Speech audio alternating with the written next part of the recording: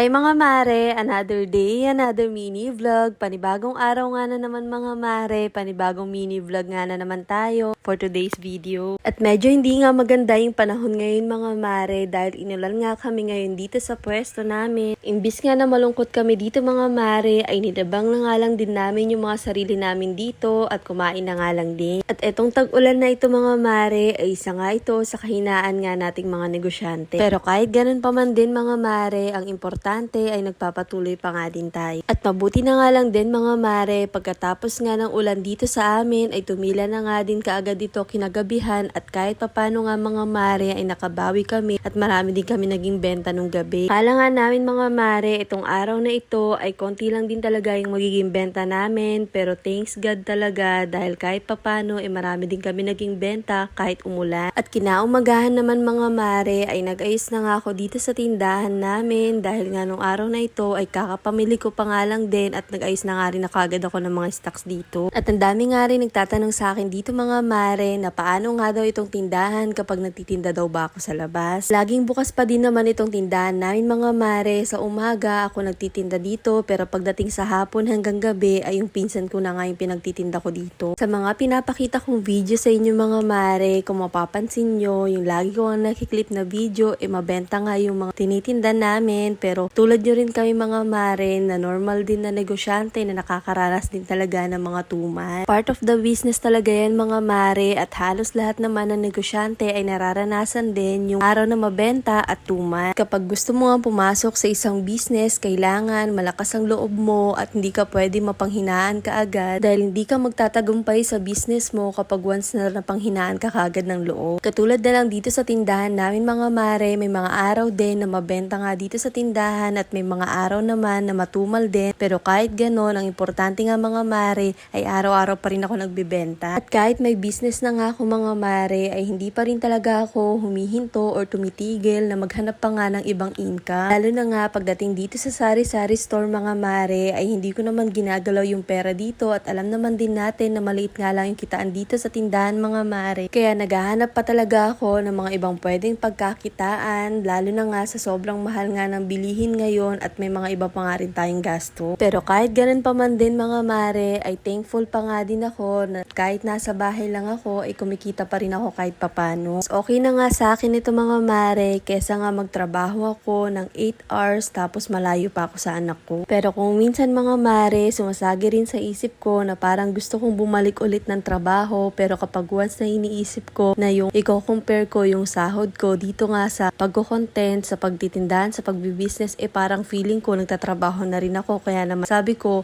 ipurso ko na nga lang itong ginagawa ko dahil same lang din naman siya kapag once na nagtrabaho ako. At pagkatapos ko mag-ayos sa tindahan mga mare ay etong si Jella pinapakain niya na nga itong sisiw na nga na nabili namin sa bayan at alam niyo ba mga mare napalaki nga namin ito. At ngayon pinaalaga na nga namin ito sa uncle namin mga mare dahil nga lumalaki na nga itong sisiw at wala nga kaming kulungan dito sa bahay.